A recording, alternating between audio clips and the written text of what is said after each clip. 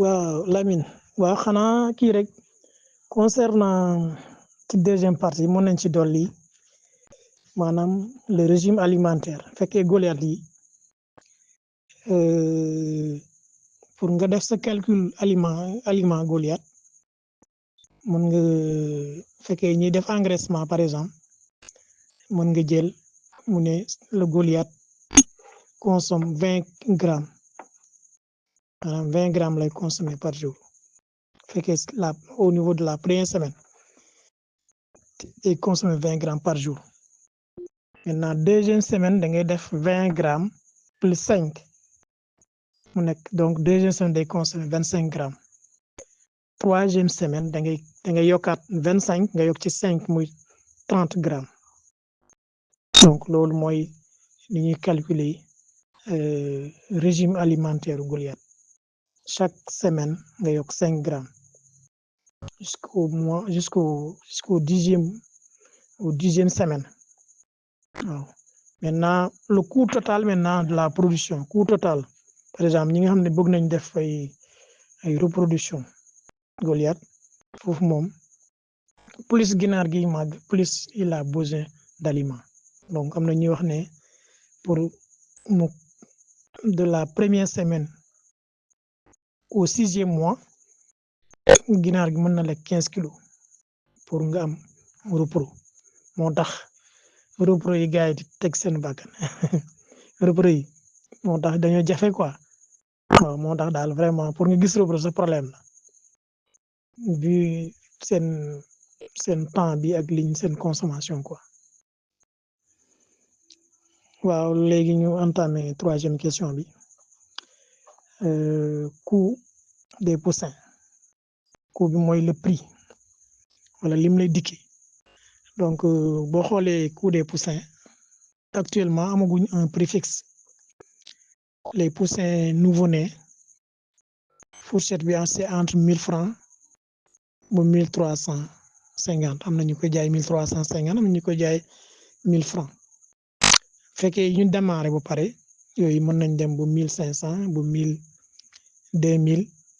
ça dépend de l'âge du démarrage yooyu am na ci marché bi mais aussi acquisition bi xawoon na jafe man xawoon na jafe ci les années les deux il y a de cela 2 ans 3 ans amoon poussin problème la woon man mii di wax ak yow avant mooy commencer sama élevage man damaa joxe xaalis toog 1 mois ñu wutal ma date parce que j'ai fait 2 mois pour avoir des poussins def naa ñaari weer pour mën a jot samay poussins donc loolu mooy actuellement nag la tendance est renversée parce que éleveurs yi bëri nañu instant yi donc peut-être xëy na grande capacité moo bëriwul mais éleveurs yi chaque coin parce que am na kii produire Goliath waaw concernant alimentation bi comme ni ñu ko waxee boo defee une comparaison le Goliath consomme moins que les poules pondeuses donc c'est une consommation c'est pas excessif par rapport aux poules pondeuses toujours bu ñu waxee ci côté infrastructure côté équipement bu ñu defee la comparaison tey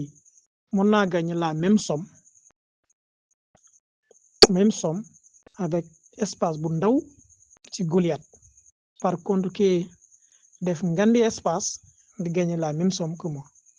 donc foofu xam li ñu bëgg a wax foofu mooy fi nga mën a élever Goliath mënoo fa élever pondeuse li la Goliath di andil pondeuse mën na la koy bañ a andil équipement d'abord 50 Goliath ça ne nécessite pas un ouvrier alors que 500 Goliath nécessite un ouvrier maanaam tey 50 Goliath nga yor ko wala 25 Goliath loolu du la sonal tey mën nga ci am xaas bu bëree bëri par contre maintenant pour nga def une production sax de poules pondeuses il faut des milliers il faut au moins 1000 jëm kaw donc loolu mode d'élevage bokkul mode d'acquisition bokkul mode d'équipement yi bokkul Goliath soxlawul yenn espace bu la neexee nga def ko en case bu la neexee nga def en case bu la neexee nga def en box bu la neexee nga def en divagation te tey poule pondeuse mënoo def loolu poule pondeuse bu tiitee rek déjà 1100 yow di nga am une baisse considérable de ponte donc foofu lañu ute donc la gestion ci tënk rek gestion Goliath est beaucoup plus facile que gérer Goliath moo gën a yomb que gérer poule pondeuse maintenant ci côté vétérinaire bi aussi ci côté vétérinaire bi maanaam ginaar ñoom ñaar dañu feebar mais bee moo gën a résistant aux maladies tropicales bee moo gën a résistant parce que Afrique la juddoo Afrique lañ ko préparé ak xam na tous les types de climat donc foofu moo gën a mën a résistant te d'ailleurs sax même fekkul ci résistance bi mais côté vétérinaire bi le coût soigné maanaam faj 50 femelles Goliath moo gën a yomb que faj des centaines de poules pondeuses maanaam le coût est beaucoup plus élevé tey boo amee ay Goliath yu feebar 50 yow il suffit juste nga am sa sachet antibiotique à 2000 3000 mën nga leen ko defal à 3 fois par contre maintenant si fekkee Goliath moom poule pondeuse moom là dégg naa ñu ne pour nga rentabiliser ça il faut des milliers il faut au minimum commencer par 1000 jëm kaw donc là le coût vétérinaire est beaucoup plus élevé chez les poules pondeuses parce que pour nga rentabiliser il faut un grand nombre.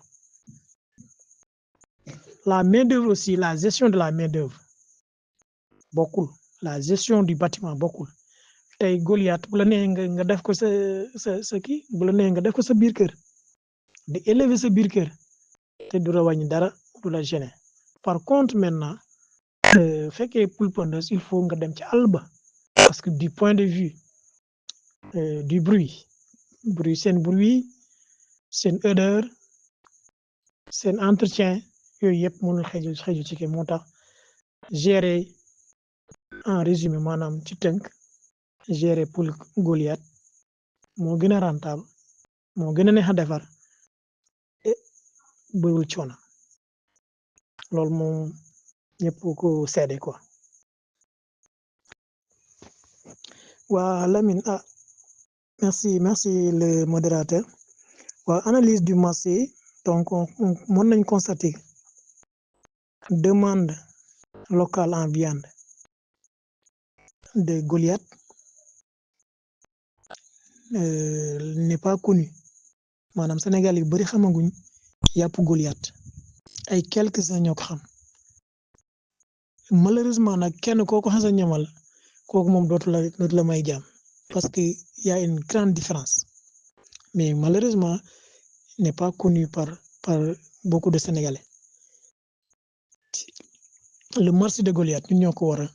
vulgariser ñun ñoo ko war a def des propagandes publicitaires ñun ñoo war a def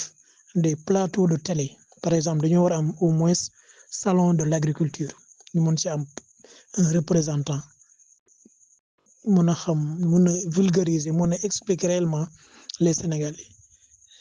ce que c'est que le Goliath loolu moom maa ngi lancer appel à tous les éleveurs pour ñu mën a def benn campagne wala pour ñu mën a vraiment vulgariser je ne sais pas comment nan lañ ko defee quoi ba mën a atteindre suñu objectif boo xoolee concernant les poussins toujours sur le marché boo xoolee parce que Goliath ñi koy jënd ñi dañuy jënd pour produire mais bëreegul ñuy jënd pour engraisser parce que la plupart de mes clients sama clients yu bëri ku ma ci interroger day wax dama bëgg a produire donc ñun dañoo nekkagum ci phase de production moo tax foofu moom marché bi xawagul yaatu tellement comme ni poulet de chair yaatoo wala comme ni poule pondeuse yaatoo des na nag Sénégalais yaa ngi koy xam ndànk-ndànk benn anecdote rek keroog laa dem benn jaaykatu aliment ñuy waxtaan ba mu ne Goliath ma ne ko damay produit Goliath mais dana Goliath léegi moo xew de l'instant yi bu race boobu moo àgg loolu la booy wax ce qui veut dire que quelques-uns ñoo ngi koy commencé di xam mais nag nañ gën a góorgóorlu yokk góorgóorlu mais jusqu'à présent moom atteindre guñ suñu objectif ci marché local bi quoi waaw. Concernant maintenant demande des œufs des poules pondeuses foofu moom la demande est très élevée waaw loolu moom dabaguñ leen ci côté œuf peut-être avec le temps nag comme Goliath moom mën na le presque avec le temps mën nañ jël pourquoi pas transformer les poules Goliath là en poules pondeuses di def les 2 wala les 3 di jaay poussin di jaay nen di jaay yàpp donc là mën nañ ko def waaw ok merci beaucoup.